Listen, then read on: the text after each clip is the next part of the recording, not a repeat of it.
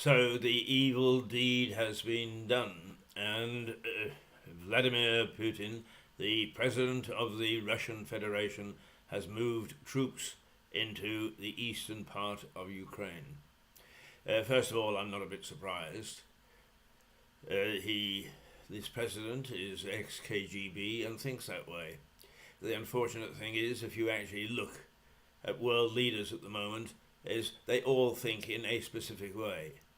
Biden in America is an old Democrat, and in my opinion, and in the opinion of many, the reason that Trump was elected president was as a backlash against the Republicans and the Democrats for the way that they'd isolated themselves from their public and their voters, and then had no alternative, because what they did is they put in somebody who was so wild and so much of a rogue leader that they could tolerate him no longer.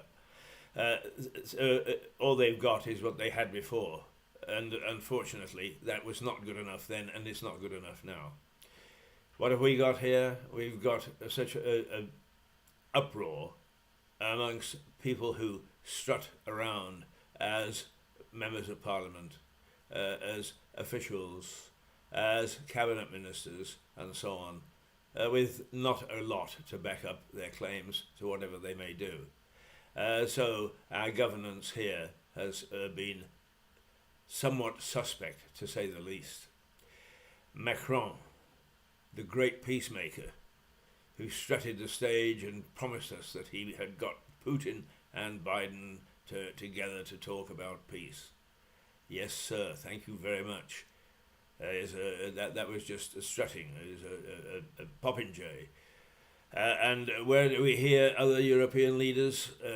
Van Leyen, the leading EU exponent, is fighting her own battles against being not much of a leader, to say the least.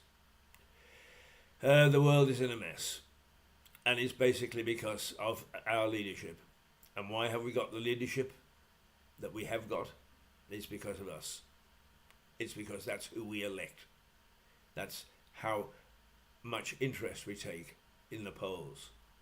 And I'm sorry, but leadership starts at the bottom.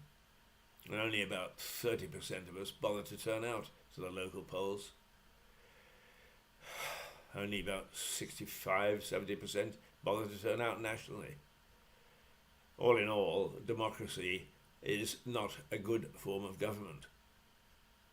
But as Churchill says, it's the best we've got, and it is the best we've got. But I don't think that we should throw up our hands in horror when things go wrong, because we've got the lot that we've got. It's all very well to have a go at Boris. It's all very well for, I suppose, the French to have a go at Macron, and so on across Europe and across the United States. And for that matter, the same thing goes on in most democracies south of the border, or south of the equator, rather. It's replicated, really, the Middle East, and the Balkans, the Baltics, and in most parts of the world where democracy is either fledgling or democracy simply does not exist. We are a captive race as humans, much as we are offered democracy. Well, the result is when Democrats, so-called Democrats, feel under threat, they do what they do best, and that is protect their own backyard. We do it here, the Russians are now doing it, Putin is feeling increasingly isolated from his electorate, if you can call it that, and from popular support, which he had for the longest time.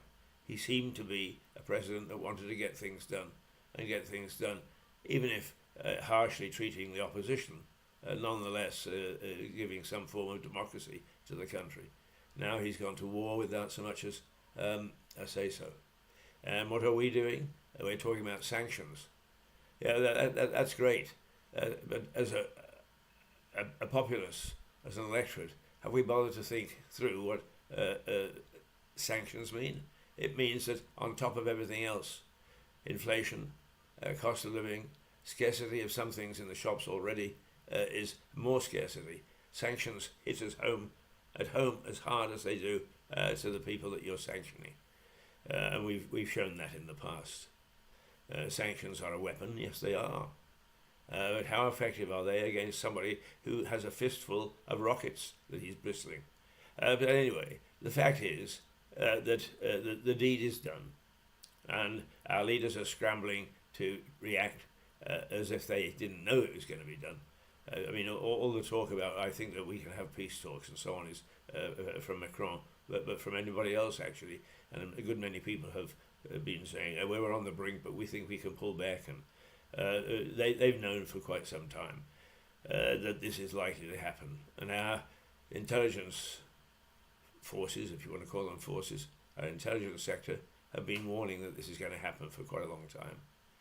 The fact of the matter is that with many exceptions, and I don't want to generalize, but with many exceptions, the people who should be telling us what's going on the ground are pen pushers. They're form fillers. And that goes for local, because suddenly we find that we've got crises again in treating the homeless and so on, but that's another story which we'll go into some other time, because on the international stage it is much more threatening and much more dangerous, because I'm happy to say that local councils and local opposition groups don't have rockets to fire at one another. Unfortunately, on the international stage we do, and hopefully we don't get to the point where somebody pulls a real trigger, although a real trigger has been pulled. But it is interesting that Putin has decided that the reason that he's put in the troops is because there are breakaway regions that really don't want to be part of Ukraine. The unfortunate thing is that he's got some argument.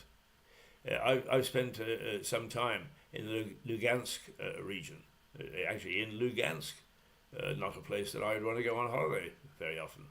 But nonetheless, I lived there for a while and I worked there for a while.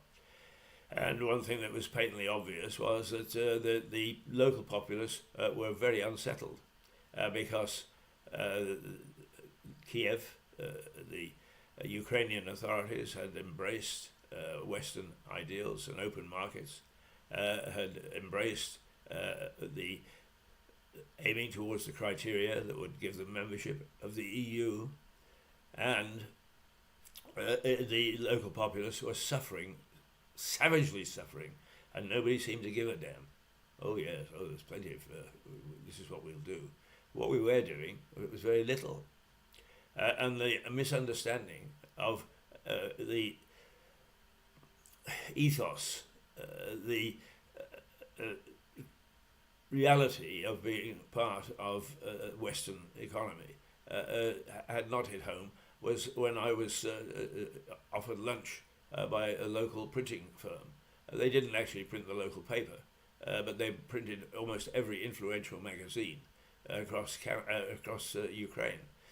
And the lady who was the managing editor, a very charming lady, and it was a very nice lunch, and it was a very interesting chat, and they were very proud of their new machinery, which was bang up to date.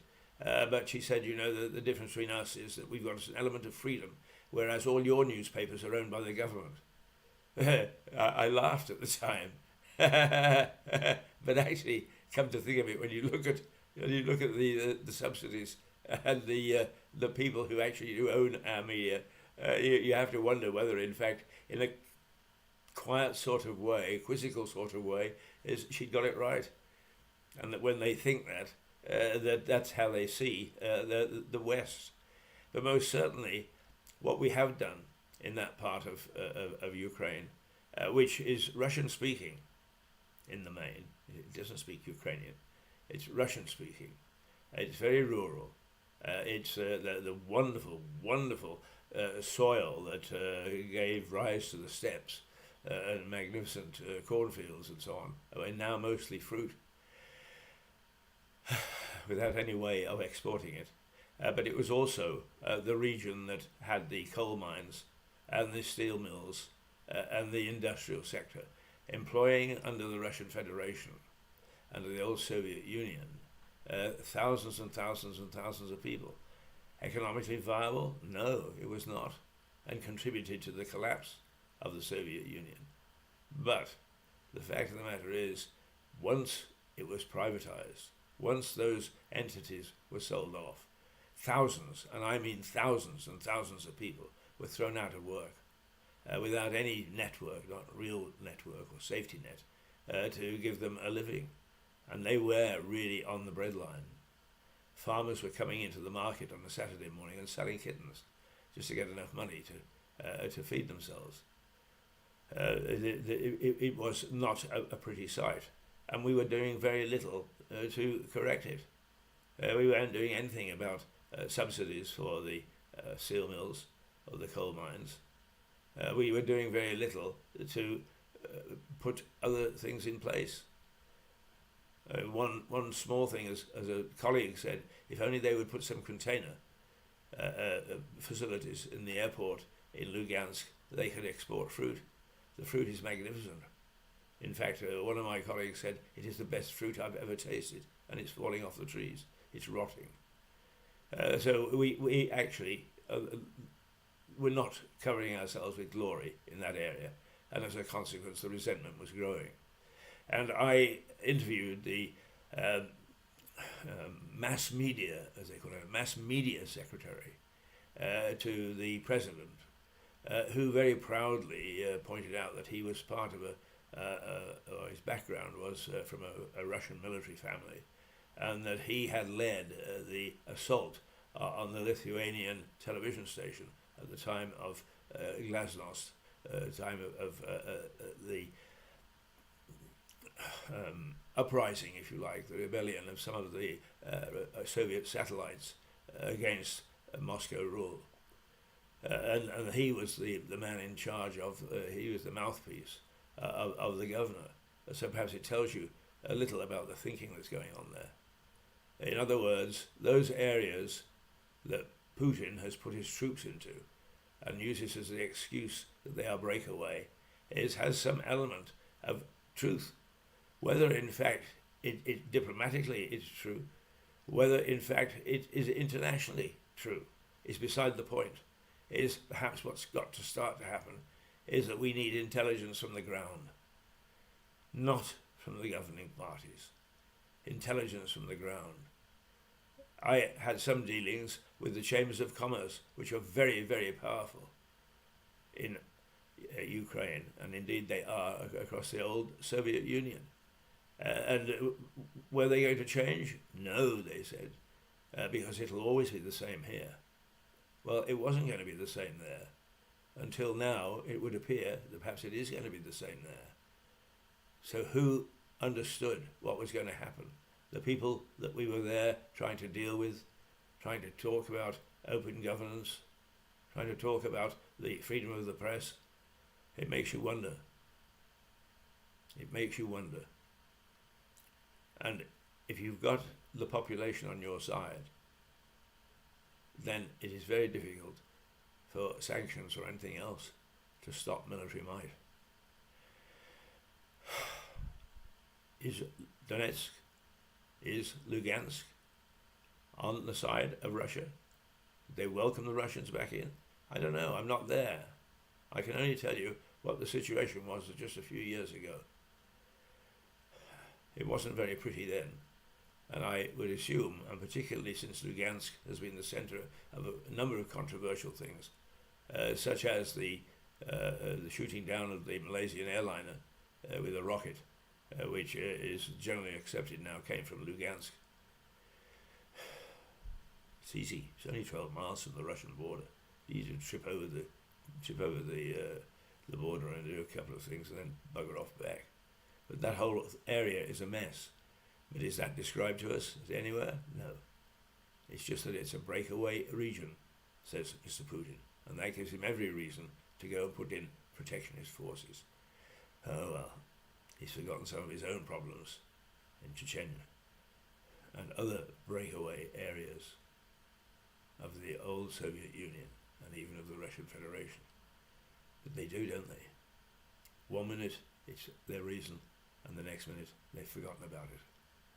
And that is why I worry, not mostly why I worry, and many other reasons, but I worry about what our democracy is throwing up in terms of leadership, and whether it's time that as a people we got off our fat bottoms, fat because they're well fed, and credit cards and money sloshed around, 2 cars, let alone 2 big cars, or 1 big car, or any car at all. Perhaps it's time for us to take a strong, hard look at our own system and how we're governed. Strangely, it was Boris Johnson, just before the last election, who gave a very, very key speech in which he said there is a need for us to look at root and branch reform of our government and our governance, from the House of Lords down to the parish councils. Of course, no one heeded him at the time. Who wants to change a system that is putting money into your pocket and giving you a very, very nice lifestyle? Thank you very much. No, nobody. But then events tend to catch up because you ignored what you need to address. That's my view. Not very popular this morning, I don't suppose, but then I never am. But it's worth thinking about. Has Putin got a case? Nasty piece of work though he is. I'll talk to you in 10 minutes' time with break an egg.